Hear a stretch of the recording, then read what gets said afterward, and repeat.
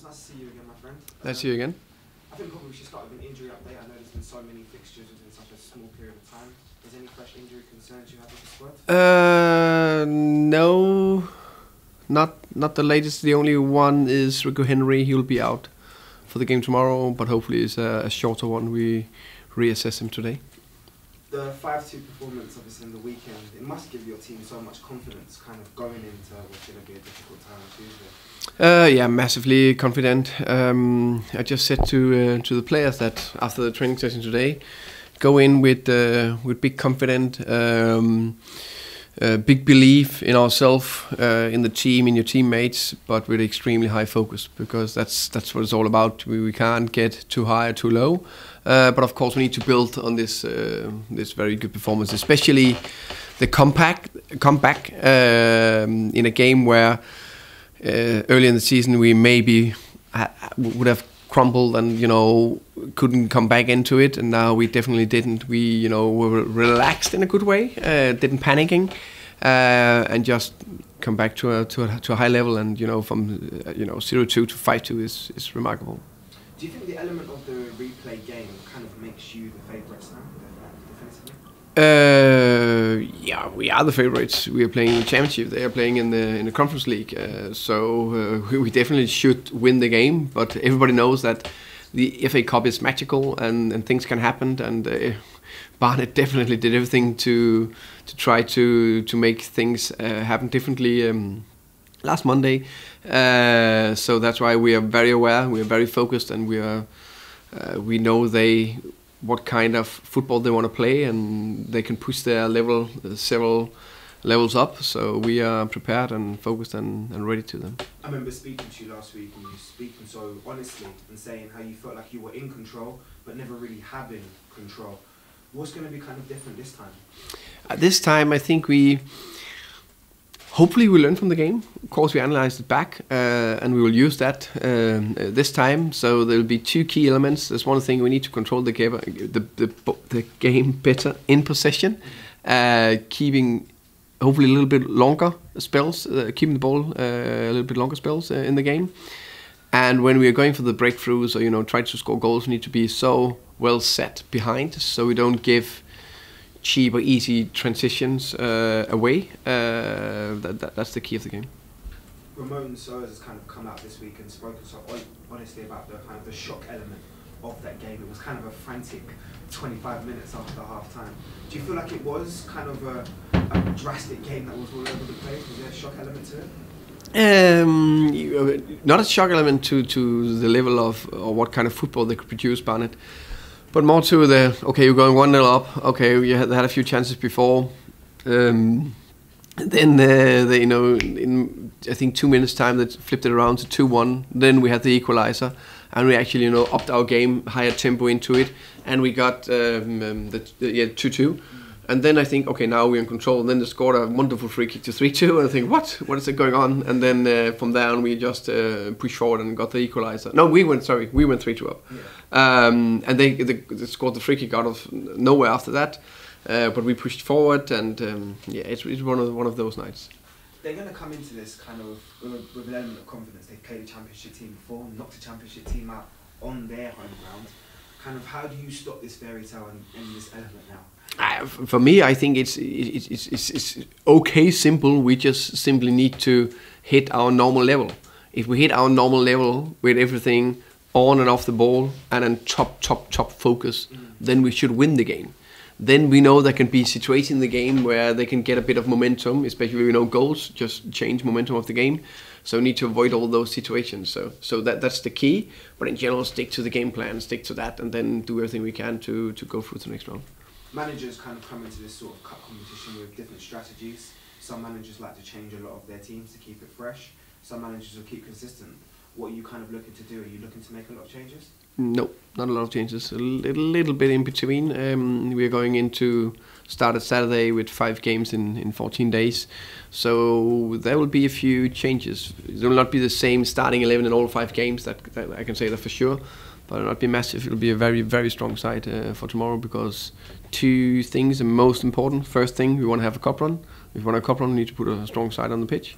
Second thing, we respect Barnet massively because you can say, they are Conference League. No, we know they offer FA Cup. We can't take, chances or risk if we have a big ambition to go far. Liverpool's kind of form is definitely accelerated, especially under your management. Kind of, what are you seeing from him, and how are you getting the best out of him at this moment in time?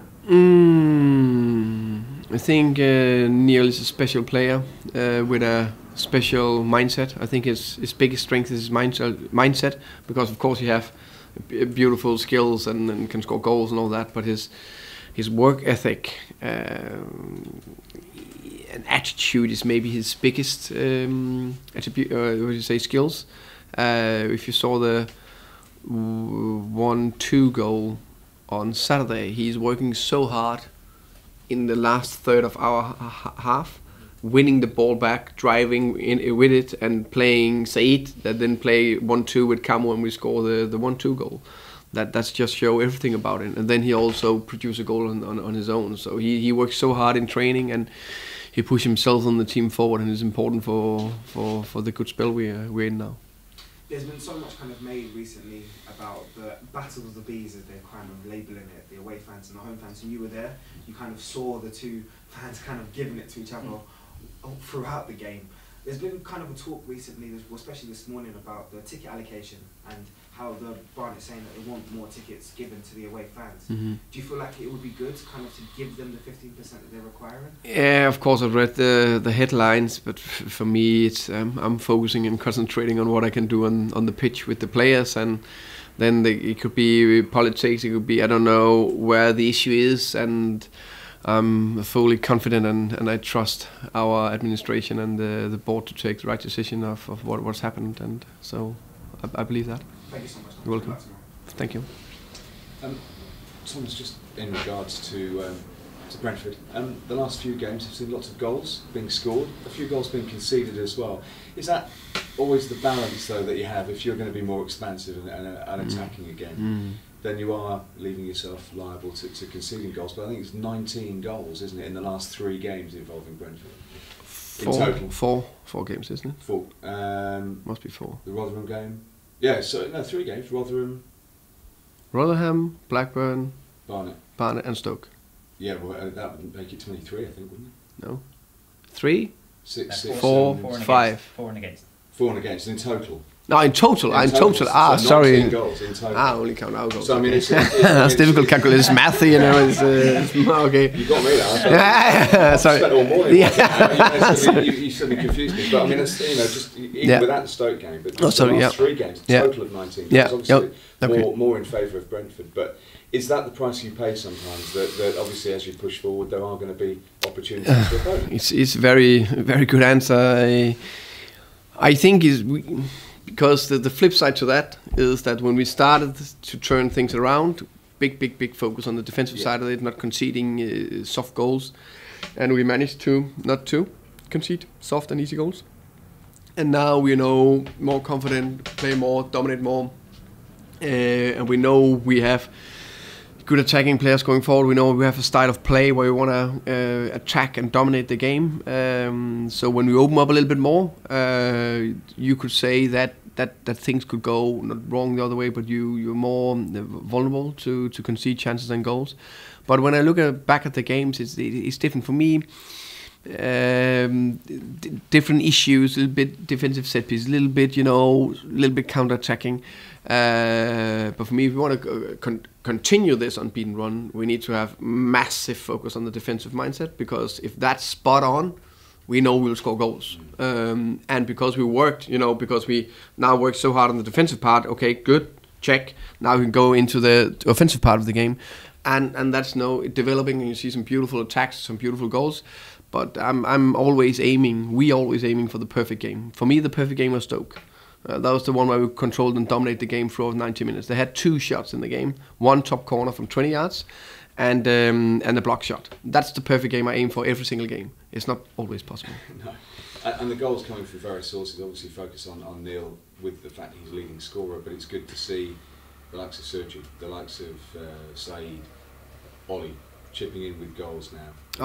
So important. We talked about, I think, can't remember if you, Phil, who asked me about it a few weeks ago.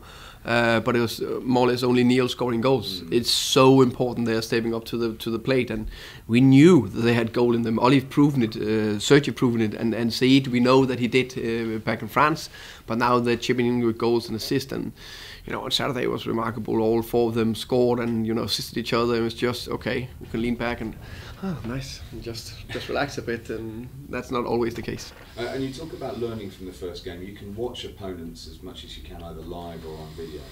How much do you learn more from actually playing someone and seeing their style? You always learn more because you prepare for them, how they play when they play against other opponents. So when they prepare for us, maybe they have a trick or two or things they want to, how to affect us. So hopefully we could learn from that game, but I expect that the Barnet they will learn from that as well, and maybe have tactical twist or something like that to the game as well. But we should learn from it and definitely improve our play. Do you expect them to come with the same attitude? I mean, Darren's new into the job there. Yeah. He's certainly imposing his style the way he likes to play. I think that exactly. Way? Darren and his coaching staff did a top job before the last game. They will try to do it again, but they know it will be a game where we dominate. So they need to hit us on the counters, and we need to stop their counters.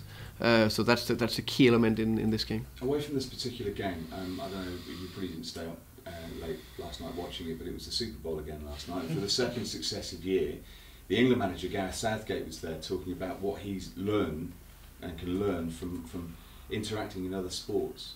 How much can other sports, other coaching, other approaches to their various sports help you as a coach? I mean, your continual learning as a coach. Do you look at other sports to bring in elements of what they do? Yeah, definitely. I try to do that, not every day because it's quite busy sometimes, but I'm very interested to learn from other sport, and especially I think American football, there is some tactical elements in the set plays, because all their game is a set play. Yeah.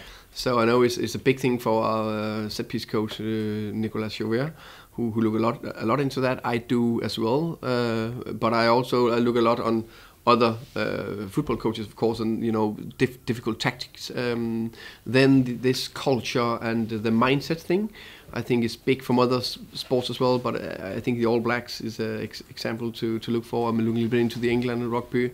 I'm pleased I can go to watch England, France in rugby. I think it's 10th of February on purpose to try to watch and learn. So if we don't try to watch and learn, we never improve. Yeah, so you're going to look at sort of maybe the way that they develop. You're going to actually be watching the game live at Twickenham? Yeah, I'll watch the game live at Twickenham. Now in England, so I hope we win. Let's see.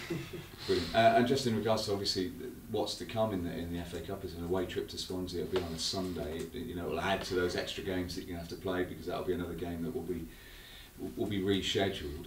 Does that bother you at all? What is next? You just have to concentrate as a group on winning this game, regardless of who was next in the FA Cup, whether it was home and away, whether it was a Premier League team or a lower league team. 100%, because I was a little bit, caught in between, principles and messages, because I think big thing is to focus on the next game, and then the next game, and then the next game. But because it's two competitions, you need to look a little bit ahead, and sometimes split it up a little bit. But I've said so many times I want us to go on a cup run, and that's why we can see we have Swansea next game. Okay, that's a fine opportunity. Big respect to them. But first and foremost, if we don't do our job tomorrow, we can't look too far ahead. So the main focus is to continue our unbeaten run tomorrow, progress to the next round, and then after that we will focus on Nottingham Forest.